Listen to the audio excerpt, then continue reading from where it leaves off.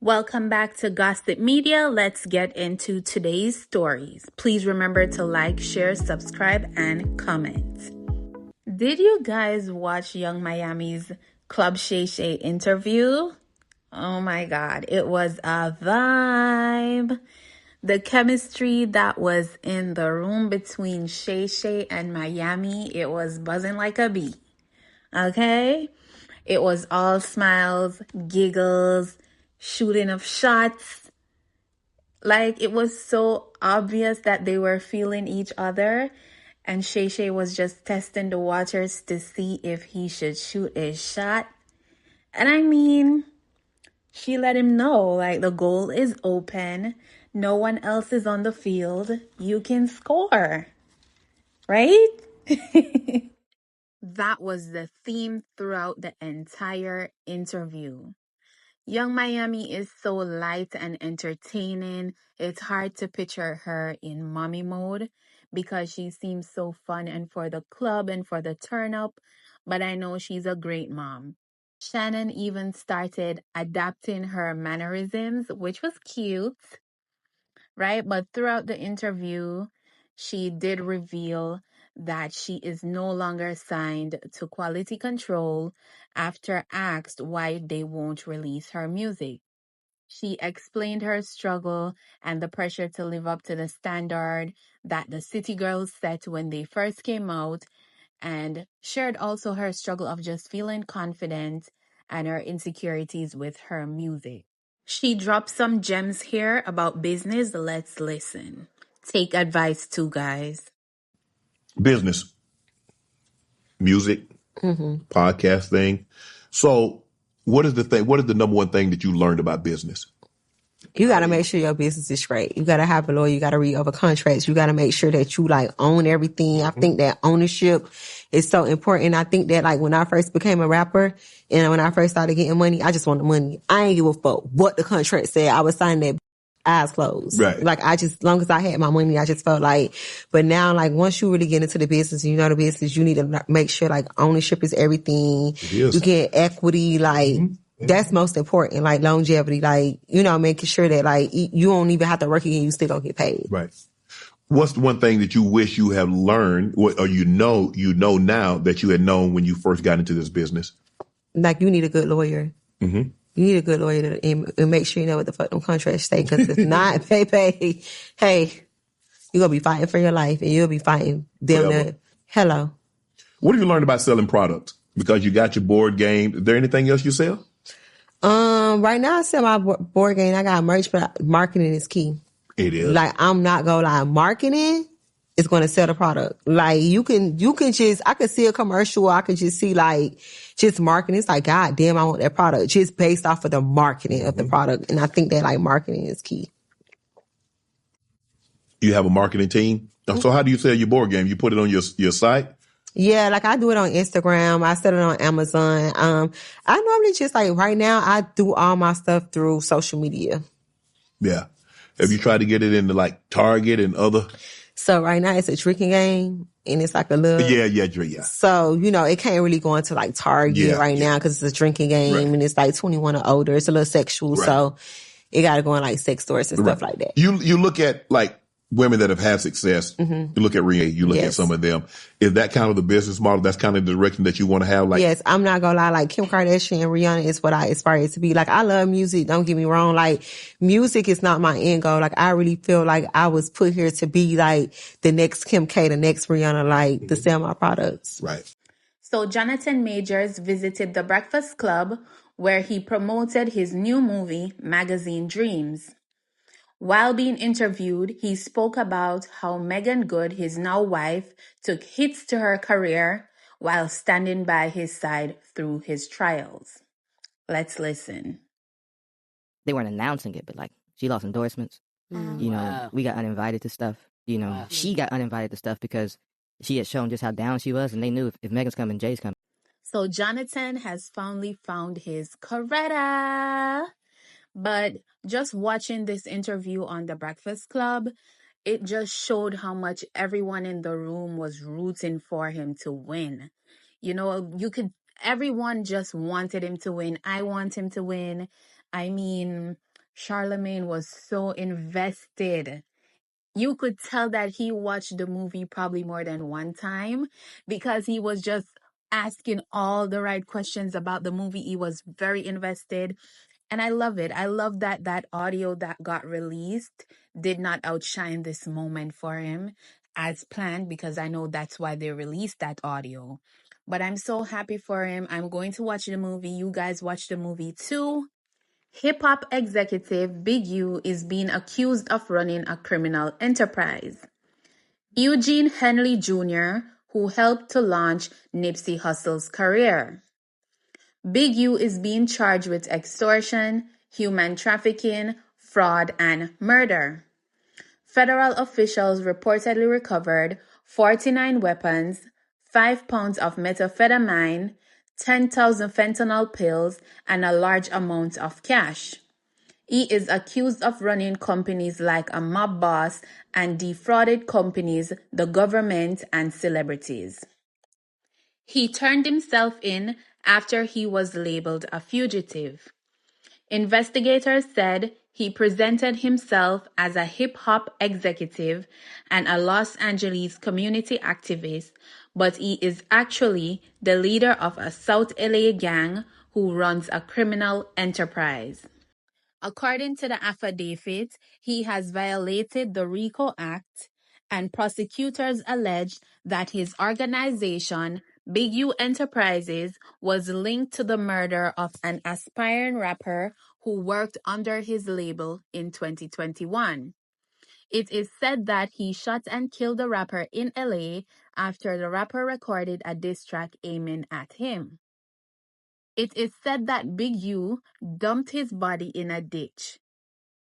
It was also reported that he used his nonprofit organization, Developing Options, which is reported to help at-risk youths, to embezzle donations from taxpayers, LA County, and NBA players. It is said that Big U embezzled hundreds of thousands of dollars worth of donations and grants by transferring the money into his personal bank account. He served 13 years in prison from 1991 to 2004 for trying to rob an undercover sheriff deputy of cocaine. He has not yet entered a plea deal to the current charges, but could potentially face life in prison if convicted. This is my last video before I turn myself in. I'm with my family. Talk to my sons. I talk to everybody, man. I'm just saying, going to deal with this fight, see what it is. I just want y'all to know, all this stuff is quagmire. She's all bullcrap. I just need y'all prayers. Need y'all to,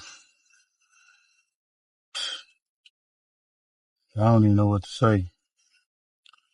21 years, I've elevated my family, come back, sit in here and write and do what I need to do until I can come back home.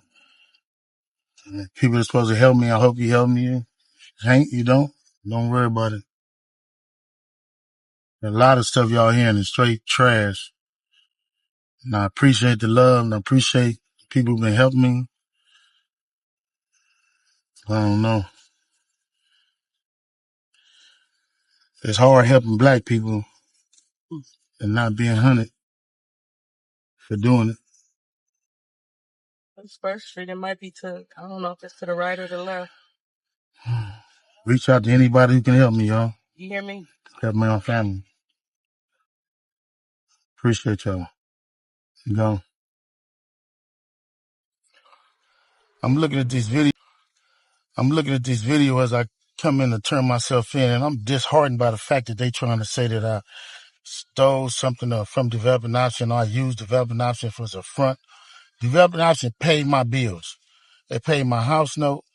They paid the bills for my family, the money I made as an employee for Developing Option. I never mixed that with nothing.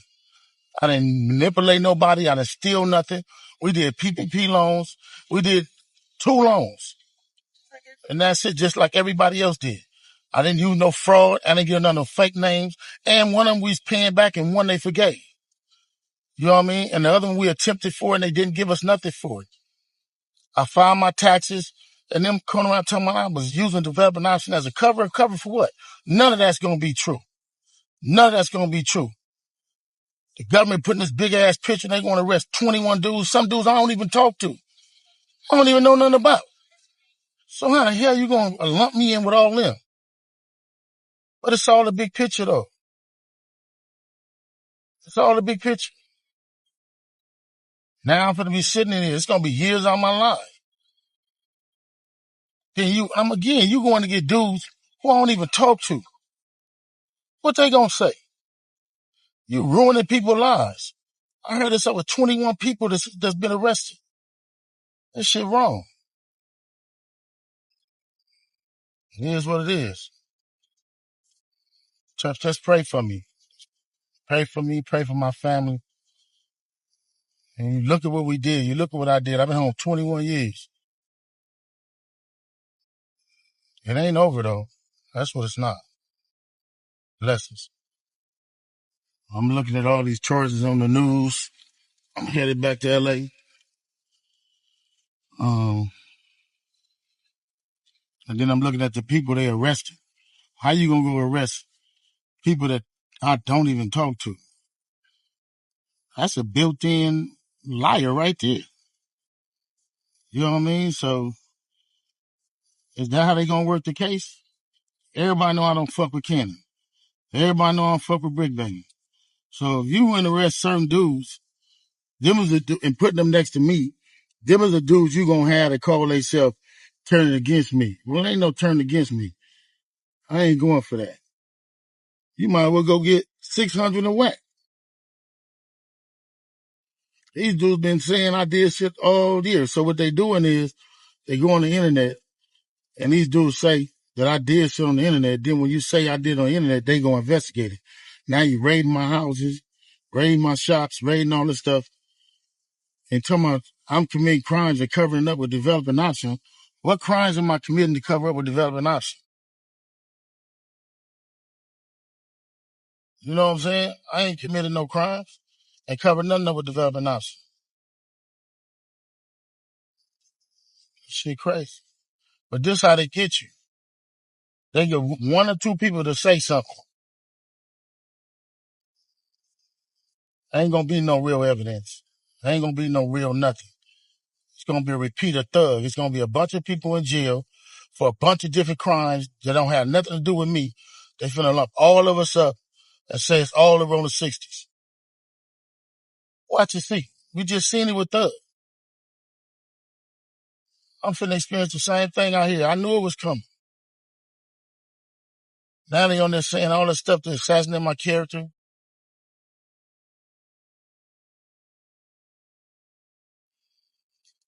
All right, man. Just pray for me. And again, they can do any one of us. It ain't nobody safe with these dudes. If these dudes feel they want you, how they going around talking about somebody's gonna raid my house before my house get raided? How they there with the police? And y'all sitting there following them. Everybody that's a part of them shows, and 100 shows, and all them shows, and y'all need to, everybody who following them, promoting them, anything. Y'all wrong. Y'all ain't black. And y'all show ain't for our people. They can put charges against anybody. So this is going to probably be my last video. I'm going to go turn myself in to see what's going on. They talking about I'm a fugitive. So they just raided all my houses.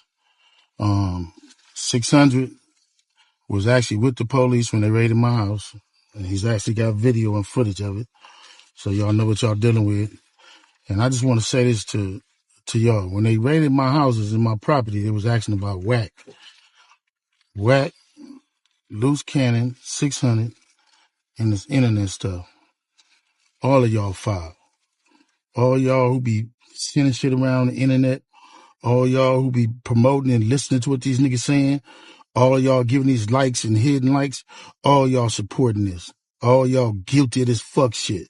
If you had something against a black man, you should handle it with a black man in the streets. Wack said 100 times he was going to take my contracts. He working with the FBI. The FBI went to the city 3 days in a row and told the city they didn't want nobody to give me no more money. They went to all the different celebrities and told all the different celebrities, don't give me no money, don't help me, don't do nothing for me. They going around scaring and intimidating everybody. But y'all sitting it around getting people in trouble. Like y'all don't understand what the FBI do to black men who try to help their community. I ain't been nothing but a help to our community. But I guess it is what it is. This the price of being black and trying to help somebody, trying to help your community and do what you can. You just guilty because somebody else don't like you and they go on the internet and do what the fuck they want to and y'all gonna promote it. It's crazy. But I'm going to go turn myself in though. Because I ain't did nothing. This fact is, man, they done went to my house, kicked my houses in, bust my doors down, bust my windows. They calling my son at his football practice, threatening him. You know what I mean? These dudes tagging him. What kind of shit is this? But y'all gonna be rolling with these dudes. And I got this last thing to say. Wack said he was gonna destroy developing option, right? So who gonna replace developing option? Which one of you fuck niggas in the 60s gonna call yourself coming in? Because whoever try to come in, y'all the ones that's working with Wack. Believe that. So remove me to get me out the way for somebody else to come in who gonna cooperate. That's what the play is. That's what the whole play is. I'm out. I'm gonna send y'all videos to put up all of them until they lock me up. So in this video, he's calling out a few persons, 600 and Walk 100, saying that Walk is working with the FBI, but I guess he was not fully aware of what he's being charged for because he did not mention like anything about the murder charge or, you know, the other stuff. But when I first read who he was and what he's done, the first person that came to mind was Nipsey Hussle. And I said to myself, like, did this man organize Nip's death? Damn. Like, that was the first thing that came to my mind, right? But we all know whatever is done in the dark always comes to light, and people will always pay for what they're doing. Now, this is a case that I will be following up on, and I just want you guys to check out this clip after with Wack 100, and I think his name is Luke or Luce, something like that, talking about Big U, calling him to telling him that Nipsey died 30 minutes before Nipsey actually got shot and killed. Listen. You get a call from Big U telling you Nipsey just got killed. Yeah. You panic, call Nip. Nip answer the phone. Yeah. And you we like were just talking on regular. So it's like at the end of the day, I didn't even think about it because you don't even warn him that you got that call from dude. No, because their relationship was so fucked up. It'd be like they be hot one minute, then they be cold the next minute, and then they be lukewarm. Like you and just 30 never minutes after you get out the phone with Nip, he get killed. That video says everything. Whatever they're accusing him of, he did it. Let's listen to Nipsey's brother explain what he thought happened. From my understanding, old boy walked up with no shirt on first to check the scene because he know what's going on in that parking lot. And had a conversation, probably seen nobody was in the doorways, checked Hussle had on shorts, checked everybody else, left. They say came back with a red shirt on, tiptoed through the alley and went right and started shooting. So to me, that's premeditated. Number one, there's no red shirts in the hood. You can't buy no red shirt. No liquor store sell no red shirt. Number two, when a nigga come through the alley with a red shirt, that's the throw off. Or the Bloods did it. Or the Inglewood families did it. Or the BPS. That's the throw off. Red shirt. So for me, he felt he was supposed to do a job or somebody sent him or whatever. and he was nervous. He was supposed to hit that alley with that red shirt immediately, but he didn't do that. He came in and he wanted to check the scene. He wanted to make sure he wasn't getting into a shootout. That's my thoughts on it. The legendary boxer, George Foreman, peacefully passed away on March 21st at the age of 76, surrounded by loved ones. He is known for his powerful boxing style and Foreman grill. He left an inspiring legacy of resilience, redemption, and incredible success. He is known as a fierce fighter, a beloved preacher, and a businessman. Sending condolences to the family and friends of Mr. Foreman. May his soul rest in peace.